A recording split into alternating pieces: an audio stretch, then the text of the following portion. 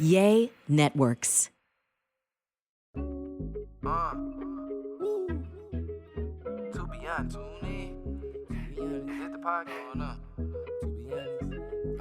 To be honest, sit down, we need to have a talk. Cornelius gonna make a point that the others don't. Them other shows sound the same, come escape the box. Expand your mind, dig into no controversial topics. He ain't scared to keep it real.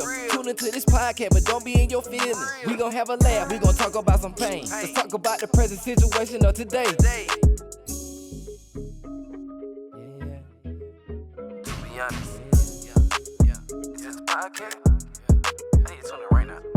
Hey, everybody. Yo, this is your boy, Cornelius Lindsey. Thank you for being here with me for another episode of To Be Honest. Yo, I am honored to have this guy on the podcast with me today, yo. If y'all don't know who he is, y'all need to know who he is, man. This guy's building an empire. I mean, I would even hate to call it a fitness empire because what he's building is it's not even a brand. This guy's building an entire mindset that captivated my entire life some years ago.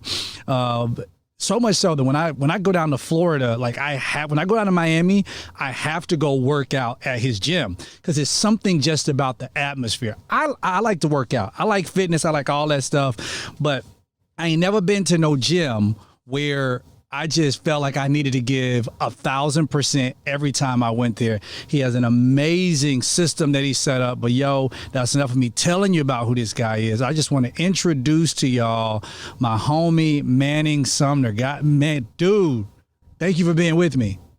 I appreciate that intro, man. Got me hyped. Man, you always get me hyped, bro. I'm watching your quotes and stuff on Instagram, reading your Insta stories. I'm like, yo, this guy right here is the stuff. You got it, man. I appreciate that. Definitely. I don't have my Instagram game on lock like you do, but I'm still a little old fashioned, but I try to keep up with you young bucks. Dude, now you got it. I mean, you got the sauce. I want to ask you though, brother. I got some questions that I kind of had in my head, but I mean, kind of lead us up to your story. Like what kind of got you into the fitness arena? What kind of got you into the new mind renewal mindset arena, and kind of like bring us up to speed to where you are right now. So kind of give us that historical aspect of your life. Okay, so I'm gonna try to give you the short version, but I broke my back my junior year in high school, and I was told I would never play football again. I would never play sports again. I might not even walk again. I was kind of, a devastating injury, and so I ignored the doctors and did everything that they told me not to do, and did everything opposite, like everything, and built myself back up. Was able to get back in the game and have a phenomenal senior year, and then I went to Auburn and played football. Then I broke my back again. Dang. And so when I broke it again, I really wanted to figure out why, why is this happening? And so I dove into exercise science, health promotions, kinesiology, just wanted to really understand my body, got into strength and conditioning, athletes. At one point in time, I had more guys training with me at Auburn than they were with their own strength coach. And I just had a knack for guys to follow me. I don't even know why. It was just one of those things where I would lead and guys would follow. So it really sparked my interest to really be in the fitness world. I thought it was going to be in the coaching aspect. I thought I was going to be a strength coach. So I went to Birmingham, Alabama, became a strength coach at Stanford University. I was an assistant strength coach there, running the football team, the tennis team, some other teams. And then a buddy of mine called me from Miami and said, hey, if you shave your head, and by the way, this is when I had hair. I had nice locks and stuff. But he was like, if you shave your head, I guarantee you I can get you a body double job on Bad Boys 2. And it was filming in Miami. I shaved my head literally within an hour. Sent them a picture. They gave me the job within like 3 hours. Packed my car, left, went to Miami with really no guarantee of anything. And got the body double job. And then I walked into Crunch, got a job, personal training there. A lot of athletes follow me, so I went there, and that's kind of how the Miami thing started. But It's a long story. So I'm 43 years old. I've been in the industry for 20 years, so it's a long story. But around 2005, I was able to travel with a client, and we went everywhere, all over the U.S. So everywhere from Atlantic City to Salt Lake City, Utah, to L.A., to New York, to Chicago. I mean, we just traveled the U.S. And what I started to notice is every single gym we went into was exactly the same. You walk in, there was a front desk, there was a cardio section, there was a free weight section, and there was a machine section. There were some offices, and just the same old vibe.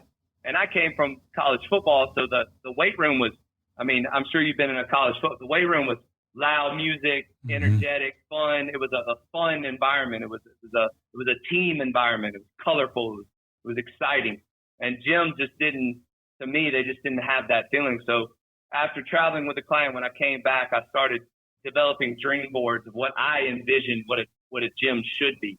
And that's kind of where Legacy started, was just to have something that when you walked in, you felt different. Not necessarily, it wasn't the best equipment or the best training even. It was more of a feeling. Like, I want people to feel a certain way when they walk into the gym. And that's kind of how it started. For me, I think a lot of people talk about, where the body goes, the mind follows. Well, for me, it was like, I should say that backwards. I think they go hand in hand. I think where the mind goes, the body follows, but also where the body goes, the mind follows. So a lot of people only talk about one or the other. Yeah. So I wanted an environment that created the mindset to be able to work the body. So if that makes sense. I mean, that was 20 years of life into 2 minutes, but yeah. Dude, you packed a lot into 2 minutes. And I just got to say, like if y'all have never been to Legacy, I mean, he has, would you have 6 locations now? 6 locations in Miami, yes. So, I mean, I think the one I usually go to is the one in Wynwood. Is that correct? Yeah, so Wynwood is like the Mecca. That's the one that started in 2009. Yeah. And that's the home base, the HQ. So I mean, y'all already know. I live in Atlanta, Georgia, but I mean, I like to go down to Miami, and when I go down, I'm at the Wynwood location, and just like what he said, when you walk in, it's a completely different atmosphere. It's like you got people, you got the music, you have the weights. It's not, I mean, it ain't supposed to be all pretty. It's clean, but it ain't supposed to be all pretty. Is you come in there and it's like one of those things where like you got your mind right. Like you really got your mind set on working out. I mean, where I work out here, man, I don't really know too many places in Atlanta that really got anything like that. Like, I was at Lifetime Fitness for a minute. I ain't trying to, but I'm just like, this ain't. Yeah, this, and then I'm at another gym now, and I kind of walk in. It's like a club, so I mean, like they eating hot wings and drinking wine. I'm like, dang, like but I thought we came here to really throw some weight. But let me ask you this question. So, in the preparation of kind of building all these things, or in the preparation of kind of building this brand, building your locations, building out what this business is going to be, take me through that process of building Manning, because for me, I feel like there's a man that has to be built before he kind of builds this legacy, if I could, pun intended. You're building this thing, but kind of take me through that process of building Manning. Yeah, I think at the end of the day, if you're at the top, if you're in charge, if you're a boss or leader or CEO or whatever you want to call yourself, it starts with you. Mm-hmm. So it starts with developing yourself. And I certainly fell short in the beginning because I had no experience of owning a business, no experience of running a business. And a lot of what I learned was through experience and failure. And I think initially I did run the business as a boss instead of a leader. Mm-hmm. And so I came from college football. I came from a tough dad. So everything was, you do it my way or you get out. And that's how our coaches treated us. And that's how my dad treated me. And it was like, you didn't do it my way, then you got to get out. And so, in the beginning, I would treat people or treat employees like that. And it just, it developed an infamous place, but it didn't allow for me to build a team.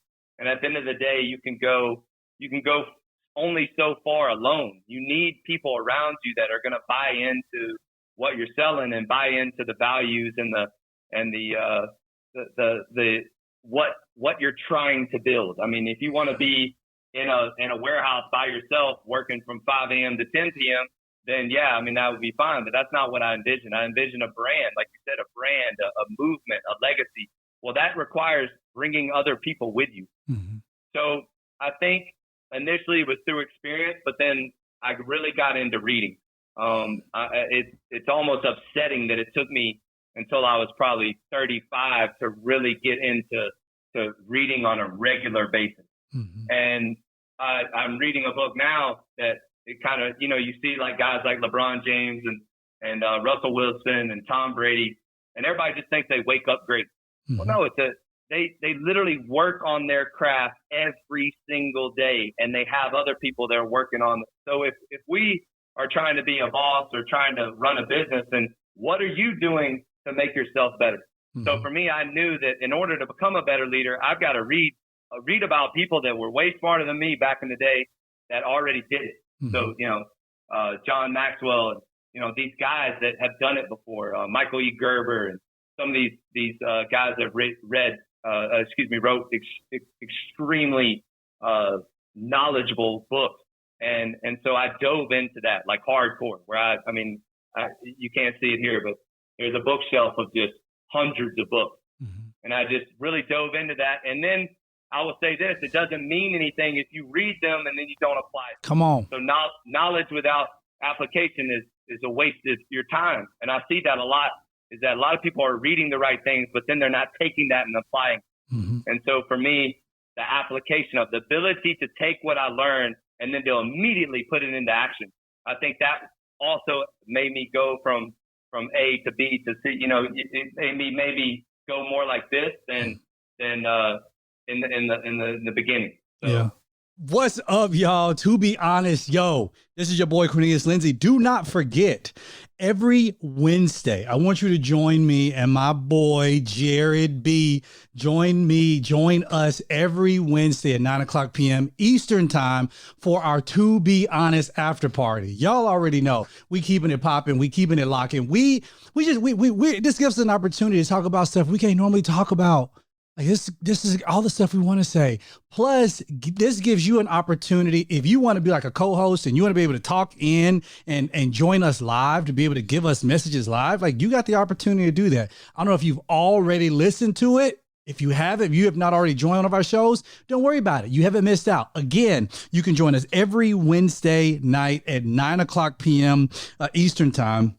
Download the Stereo app. You can follow me at www.stereo.com/thisiscornelius. Again, stereo.com/thisiscornelius. I love Stereo. I'm on the app. I'm on there. I want you to follow me. I want y'all to talk to me. I want to talk back to y'all. And here's the thing. When you follow me, you get notified every time we go live. Again, To Be Honest, the after party, me and my boy Jared B, stereo.com/thisiscornelius every Wednesday night, 9:00 p.m. Eastern time. Join us there, y'all. Love y'all. As you know, intro, deuces. Dude, so, okay, you got people coming into the gym, and I'm quite sure that you have many different personalities that come in. I mean, many of your personalities going to be listening to this, listen to this podcast right now, listening to you. And when it comes to the topic of fitness, I mean, I think we could all assume that I would probably say 95% of people say, I want to get fit. I want to work out. I want to get healthy, or I want to have a certain look. I want this.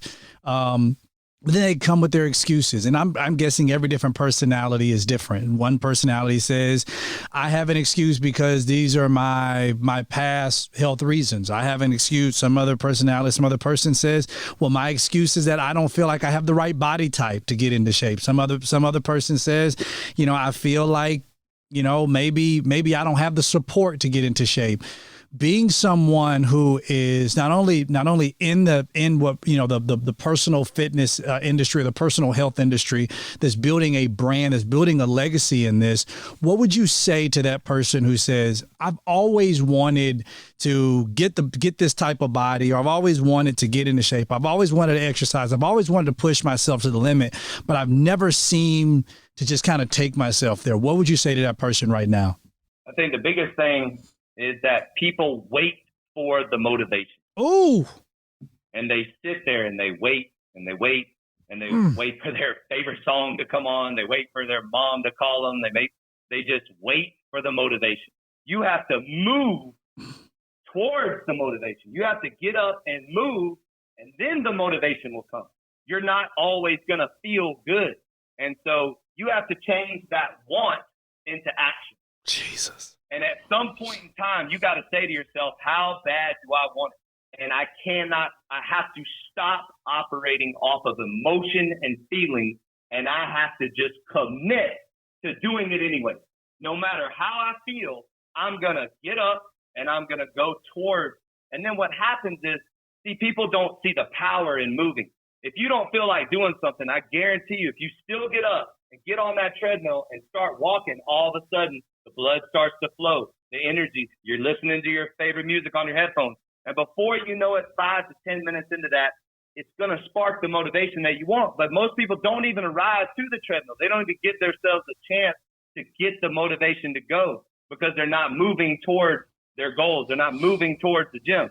So that would be the first thing I would say is stop operating off emotion and feelings, because that emotions and feelings are going to come and go.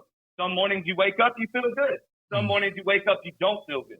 That is everyone. And see, another thing too is they think that people like us, we just wake up like, woo, like, you know, we wake up and we're like excited about life and excited to go to the gym. That is not true. Just because we look a certain way, just because we're in the position, doesn't mean that we don't wake up groggy. We don't wake up that our babies kept us up all night. We don't wake up with issues, with pains and aches. Everyone is facing the same battle, sometimes different battles, but everyone's facing a battle. Mm-hmm. But how are you responding to that?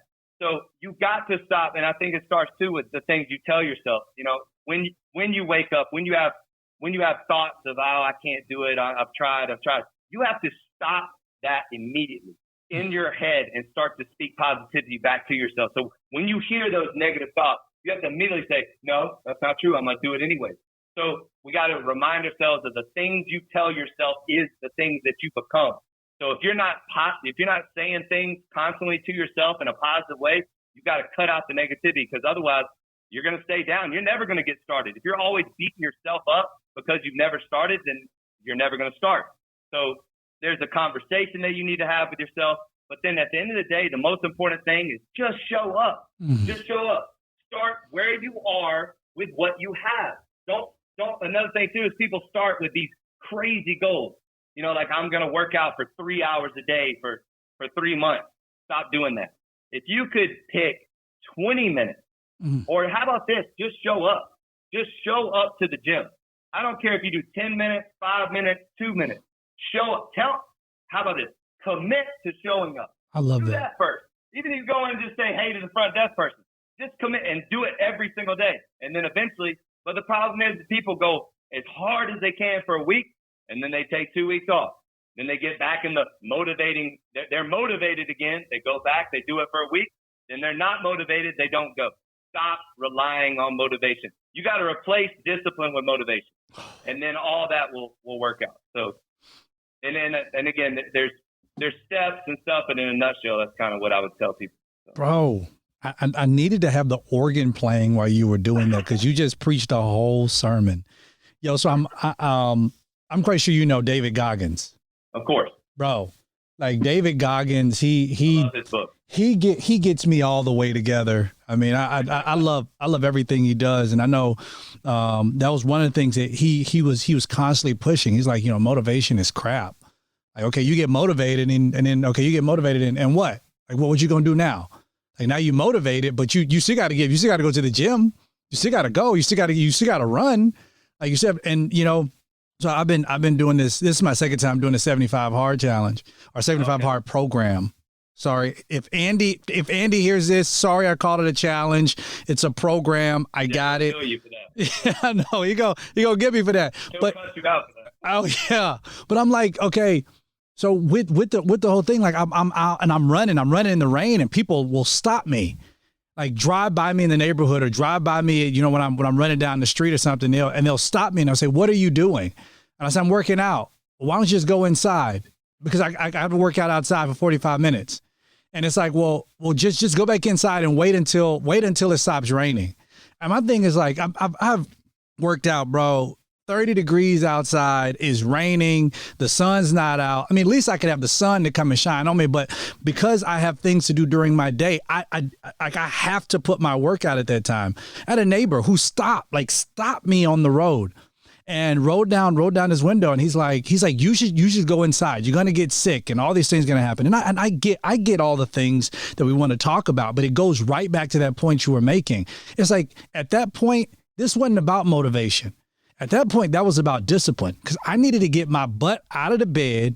I needed to run, and I needed to run in the elements. Because if I can run in the cold, if I can run in the rain, if I can run in all those different elements that ultimately keeps me from doing everything else, then running outside when it's clear, that's nothing.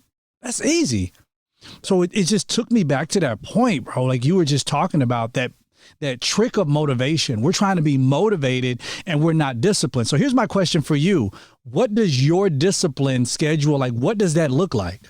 Because you're in amazing shape. Like I've seen you where I've seen your pictures, and I'm like, yo, this dude right here is gold. So I'm gonna need you to talk about your discipline schedule, bro. All right. 4 a.m. is a must, and it's Monday through Sunday. That's another thing too. One of my pet peeves when you look at people's do this. I want you to do this. I want you to just grab a friend's phone and ask them to say, "Can I see your phone?" And grab their phone and then look at their alarm clock. And I guarantee you they're gonna have 5, 6:30, 6:45, 6:55. Have you ever seen people's alarm clocks on their phones where they set like 15 alarm clocks? Stop doing that. Stop. Like just cut it out. You should have one alarm clock. That 4 a.m. That's it. One alarm clock on your phone. No other things on your alarm clock. One. So that's the first step is stop. I like what you said earlier. When's the last time you actually, to the viewers, when's the last time you actually committed to something? Truly committed to something. Relationship, your body, church, nutrition, whatever it is, to a friend. When is the last time you really, truly committed to something, regardless of the circumstances? Jesus. That's what we all need to ask ourselves. And so for me, it's not negotiable. It's not a negotiation. It's 4 a.m. is when I get up. Now, why do I get up then? I like to spend some time with God in the morning. I like to read my Bible. I like to have time where I know my phone's not going to go off, where I'm not going to be dealing with any distractions. So I have that hour for me and God, it's just me and him. Then I get to the gym. The gym it can be random. It can be 5 a.m. to 7 a.m. because sometimes I do more therapy stuff here at the house. I do like red light therapy. I do cold tub, but it just depends on the day. But I try to do it every single day. I work out in the morning. That's typically when I work out. Typically I work out for about 40 minutes to an hour and a half. This, again, depends on the day. I just make sure I at least get 40 minutes in. Most of the time I do full body, but every now and then I'll just do one body part. But the key is I get it done. I don't eat until about noon or 1 o'clock. I don't like to eat in the morning. There's a personal preference. It's not something like big on intermittent fasting or anything. I'm not a huge fan of any one way. Whatever works for you, you should stick to. And you need to try different things. I'm not one to say what I do is the only way. I don't believe in that. I think we all have to find what works for ourselves. So I eat around 12 or 1. Usually hang out with my son, let the wife have a break. And then I usually, then I start working stuff. And I go to bed around 9 or 10 o'clock. But I mean, really and by the way, and then I eat again around 7. So I only eat 2 times a day. And then so that's really it. I mean, it's no magic pill or anything. It's just, I'm consistent with my routine. I think that your routine forms your habits, which forms the rituals, which forms the results. So it's like once you establish your routine and you can actually commit to it and stick to it and it becomes a ritual, then you're going to see results. But most people don't stick to a routine in order to get to the results. Most people, they abandon the routine too soon. They're like, oh man, I've been doing this for 3 weeks. I'm not doing it anymore. 3 weeks. Like I always said, 3 weeks. Like, bro, I've been doing this for 25 years, like 3 weeks. Like, it's a joke to me. Like, when people are talking about, oh, I've been doing this for 6 weeks and I'm not seeing results. Like, it's a lifestyle, bro. It's not. The reason why me and you reconnected is I loved your analogy of water. Mm-hmm. Bro, that was genius. That is it. That's it. Let's be water. Let's be water. Let's drip, drip, drip. That's life. Everything in life is about consistency. Everything. Yeah. What are you committed to? And then whatever you commit to, can you remain consistent in that commitment? Mm-hmm. If you can, I don't care what it is. Eventually, you're going to be successful. Eventually, you're going to see results. But most people quit before they get to the results. Most people quit before they even get to the progress. Mm-hmm.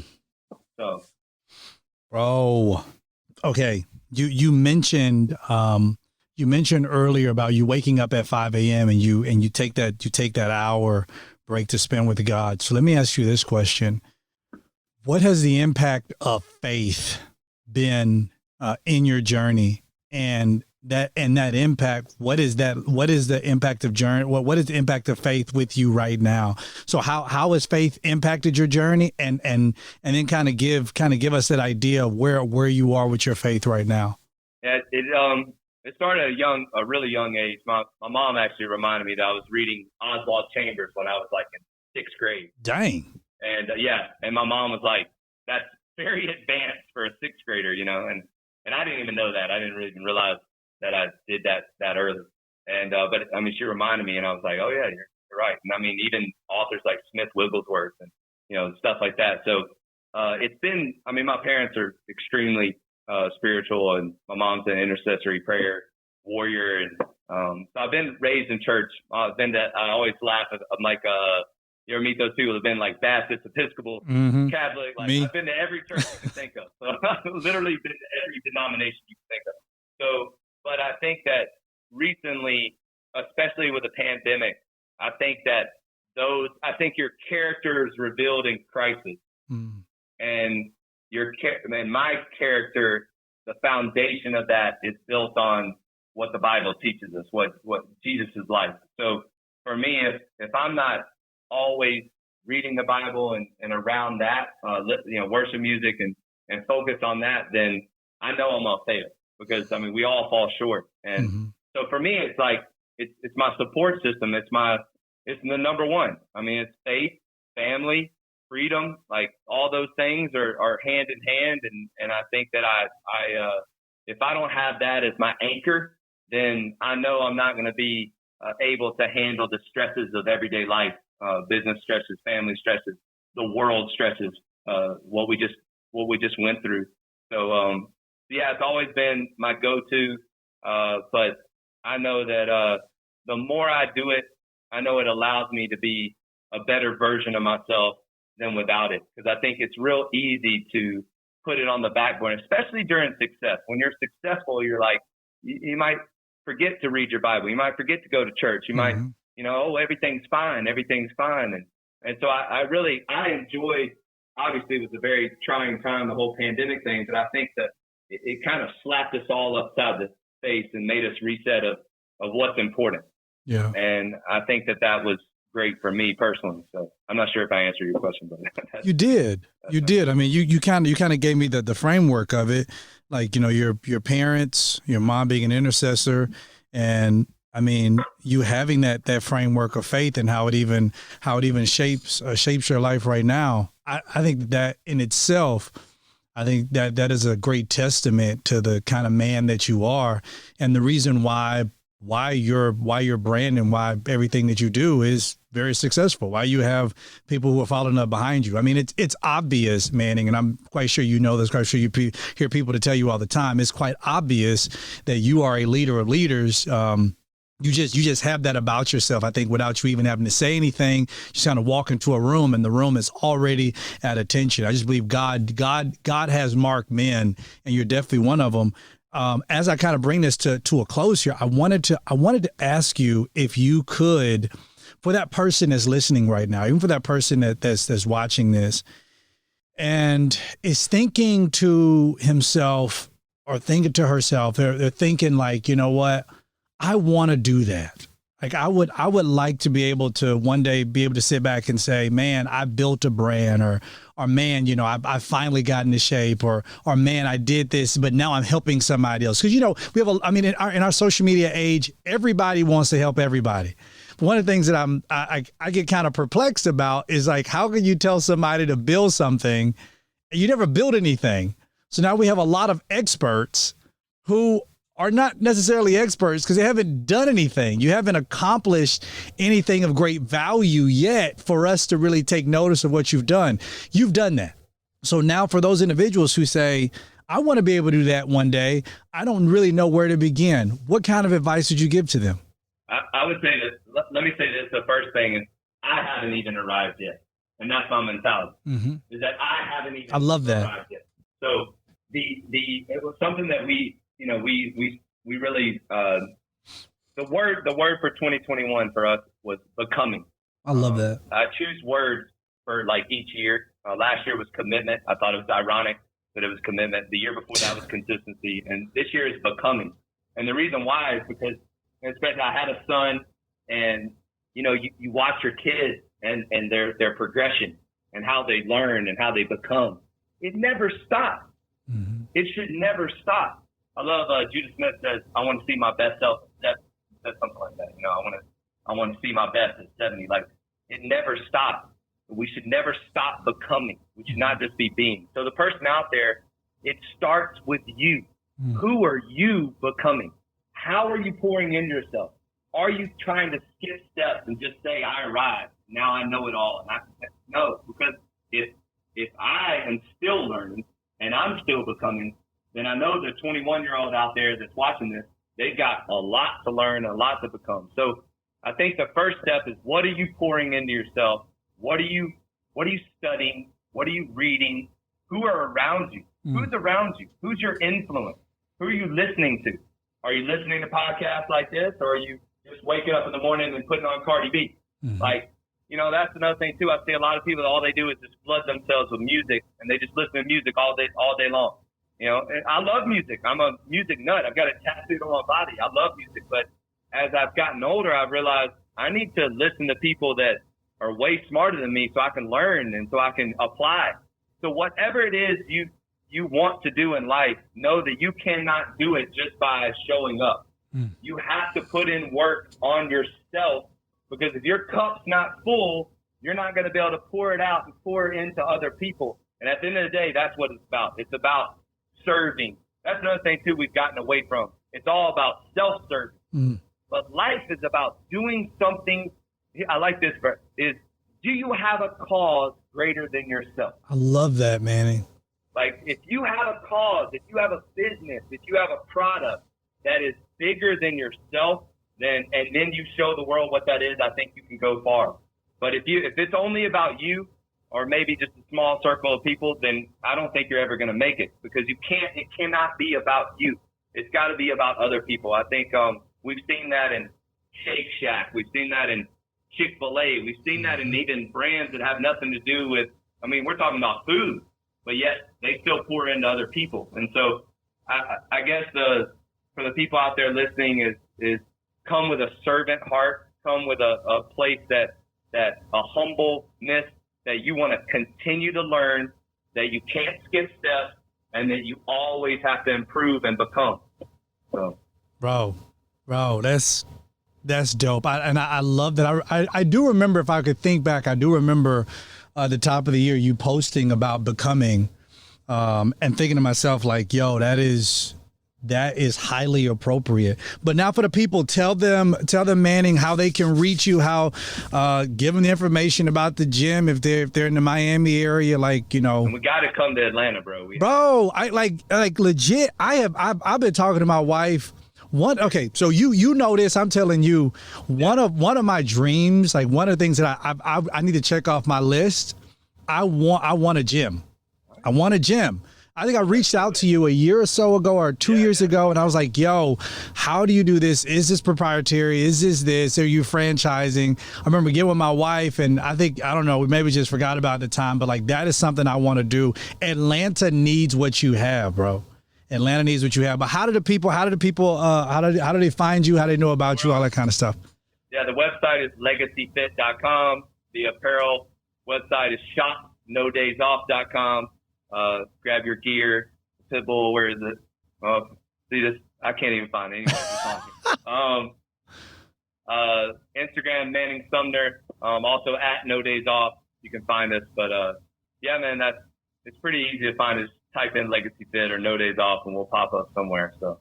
Yo, if you're in the Miami area, make sure you check out Legacy Fit. I'm trying to tell you, I like to go to the Wynwood joint. It's absolutely amazing. When you get down there, it's like a big warehouse. When you walk inside, it's going to change your life. When you leave, your life will be changed. I have not walked out of that place like normal. I've always walked out. Something on me typically hurt, but I mean, you know, taking an extra mile, like when you, especially you doing the whole teammate thing, yo, you get pushed to your limit. So if you're either a beginner or if you feel like you've been doing this for years, I'm telling you, Legacy Fit is where it's at. No Days Off. Manning, I appreciate you being with me today, brother. I really appreciate it. Yo, for all of y'all who are with me with To Be Honest, yo, make sure y'all stay with me. Make sure y'all share this. Make sure that y'all subscribe this. I love y'all. Peace out. Intro. Deuces. What's up, y'all? Do not miss our To Be Honest after party over on the Stereo app. Yo, we're going live every Wednesday night at 9 o'clock p.m. Eastern Standard Time. That is Eastern Time, 9 o'clock p.m. Eastern Time, and we want to hear from you. You notice your boy Cornelius Lindsey. I'm going to be there with my boy Jared B., so make sure you're there. Our first stereo show went a little bit like this. That's what you do. A lot of men don't open up because they know what it's going to lead to. You know what I'm saying? It leads to a courtroom discussion followed by a deposition. And then, you know what I'm saying? And then you get asked the same question 3 different times to see if you're going to lie on each one of them. So the thing is like, at the end of the day, if he's being honest with you, then you won. You won the prize. You got exactly what you want.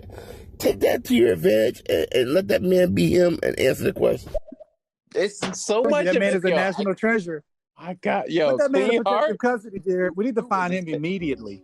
So y'all already know. I mean, it's dope. Stereo is the app for all of the live social conversations, and we want to talk directly with you, our listeners, so you can join our show, ask questions about whatever honest dialogue we're having in that particular day. Share your experiences and also share your opinions. We want to hear everything. Download now and join us live this week. There's a link to our show in the description, but here's the thing: go to stereo.com/This Is Cornelius. Follow me right now. You get notified every time I'm on this joint. Love y'all so much. Again, stereo.com/This Is Cornelius. Intro. Deuces.